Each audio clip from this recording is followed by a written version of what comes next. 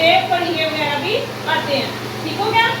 अब इसकी जो फॉर्मेशन है, इसकी फॉर्मेशन क्या है कि सबसे पहले हमारे पास क्या आएगा, सब्जेक्ट प्लस उसके बाद सेकंड फॉर्म ऑफ वर्ब और देन ऑब्जेक्ट। ओके। नेगेटिव के लिए हमारे पास सबसे पहले क्या आएगा, सब्जेक्ट, उसके बाद हम जो हेल्पिंग वर्ब लगाएंगे वो होगा डिड नॉट प्लस फिर फर्स्ट फॉर्म।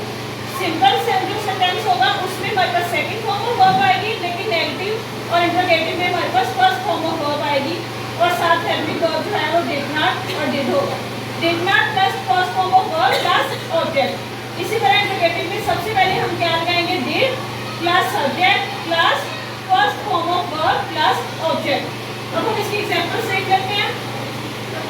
मैंने एक कार खरीदी, आई बॉट अ कार।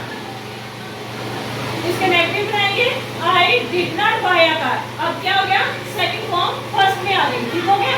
अब इसी तरह क्वेश्चन मार्क करना है, डिड